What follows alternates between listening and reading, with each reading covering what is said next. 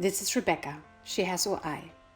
OI is also called Osteogenesis Imperfecta or brittle bones disease. It is a rare condition caused by abnormal production of collagen type 1. Collagen is a complex protein that is present in many parts of the human body, for example in muscles, bones, skin, blood vessels, tendons, ligaments, and other tissues. When collagen is produced incorrectly, the person has OI. The severity of OI can vary from mild to severe. There is currently no gold standard in treating OI. It is treated differently everywhere. Often doctors have not even heard of OI.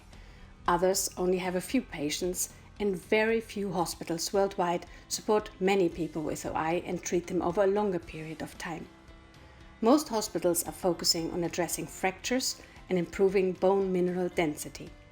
But a good quality of life for OI is depending on a much broader spectrum of topics, including also functional limitations, problems of the spine, pain, fatigue, or psychosocial issues.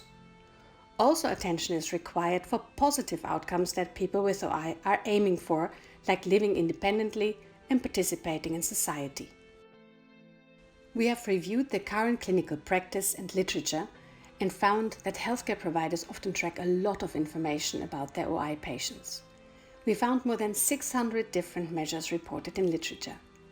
Because everyone is measuring something else, and because OI is rare and very complex, it is challenging to use this information for improving healthcare or research. This is where Key4OI will make a difference. The goal of Key4OI is to improve the quality of life for people with OI, measurably.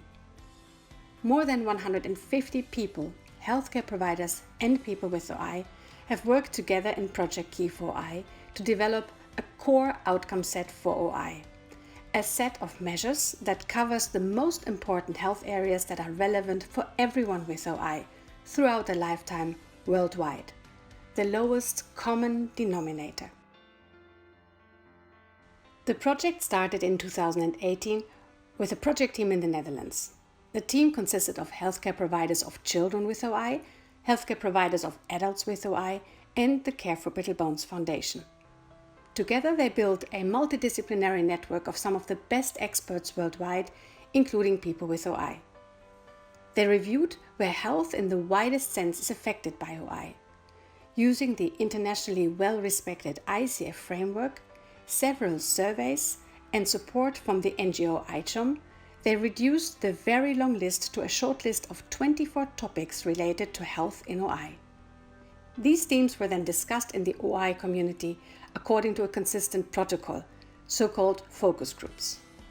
After conducting 16 focus groups worldwide, including adolescents and adults with OI, we have learned that their views are surprisingly aligned on what matters to them.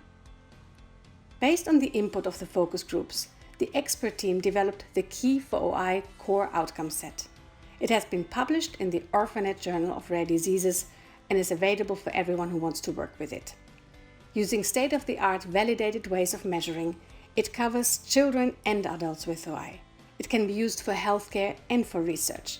The set covers patient-reported outcome measures and clinically reported outcome measures. Key4OI will enable us to decide together between the individual person with OI and the healthcare providers, taking into account all relevant aspects for living with OI. It helps us also to communicate this plan to other healthcare providers in order to work together and achieve the improvements we are after. And finally, it helps us to learn together how to do things even better. By doing so over many years, it will measurably benefit the quality of life for individual people with OI, like Rebecca. And we can achieve even more with Key4OI. With a standard set of outcomes widely used around the world, comparable data will become available. This will help us to understand OI better and treat OI better over time.